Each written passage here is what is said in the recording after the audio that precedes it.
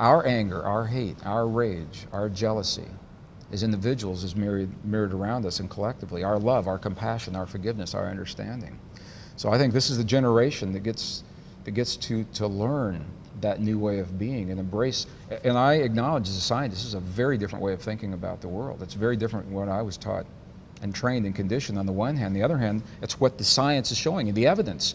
We can talk about the experiments, and the evidence is out there showing that the emotions that we hold in here become the physical reality in the world around. They literally turn the atoms off and on of the stuff that our world and our bodies are made of. And that is a huge statement to make, and it's a very, very empowering way to look at the world.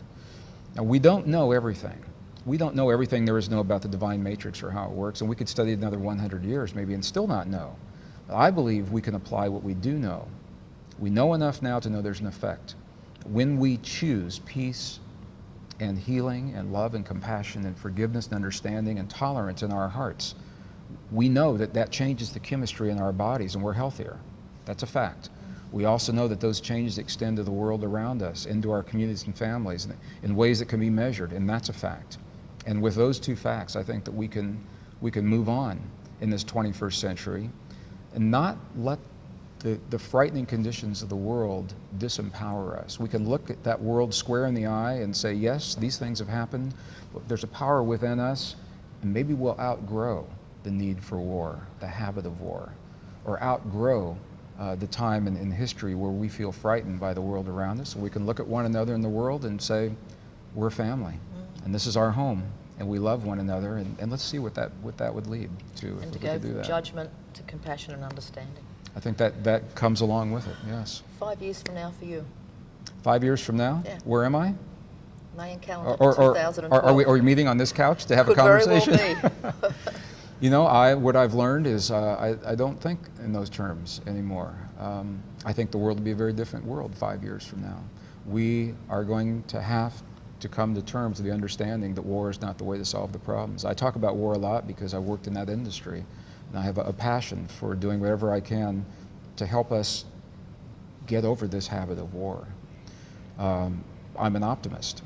I believe in humankind. I believe in our power, our wisdom, our love. I believe the studies show that we are not violent by nature. But when we're pushed to the right conditions, when we feel personally threatened, our families, our way of life is threatened, we'll betray those, our truest nature and become violent. So if we can recognize that and find a way for people to feel comfortable in their lives and with their families and in their traditions and their homes, I think that's a big step. And I think that's where the world will be 5 years from now. Okay, so just as we're completing the program, the Mayan calendar 2012, which is 5 2012, years. sure. What's your In version? What's your take on it? Actually, there's a new documentary. It was just released in the States. I'm part of that documentary. It's called 2012, where a number of authors have been brought together and researchers to talk about this. It's interesting to me. The Mayan calendar began 5,000 years ago, and it ends at the solstice on 2012. It ends on the day that all the planets in our solar systems are aligned. In May of 2006, Western scientists were able. The last solar cycle ended, so they were able to predict when the midpoint of the next cycle will occur, and it happens to be right during the 2012 convergence time, and they're saying that it'll be a doozy, that we will have solar influences like nothing like we've seen in modern times. So science is telling us when those planets line up, the magnetic fields, there's a pull. When those all of those influences converge, the calendar ends then, I think it says to us there's a window of opportunity, something's going to happen. Yeah. Nobody's clear on what that is, and I think we are choosing that outcome right now by the way we live our lives. I think we'll define our experience as we go through a window of change, and I think all the things in our world that are happening now are teaching and training and preparing us for that change, and I believe we'll be ready. That's the optimist in me. No, I absolutely agree with you. And I guess that one key message is how important it is for each single person to understand they are part of that solution or not. So just as I've been given the wind up, I would love you to kind of look into that camera and just give a sentence to the viewers out there.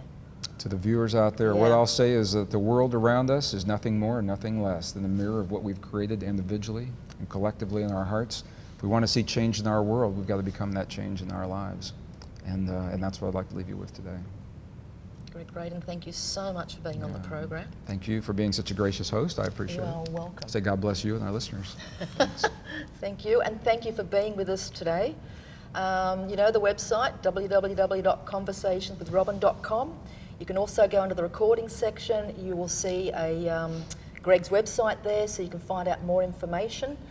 And just as we close, you mentioned you're part of the Heart Math, I work closely with the folks at the Institute of Heart Math. and they're coming out in August. They are, I believe they're on tour Australia in August. I was licensed as an independent author to work with their material independently, and we do that. And you know the question I'm going to ask now as we finish? There's one more last question. Absolutely. Can you put a good word in for the show to see if they'll come on and be a guest? This is Gregg Braden, and you're listening to Conversations with Robyn, and I would come back here in a heartbeat. Thank you very much. It's a great program.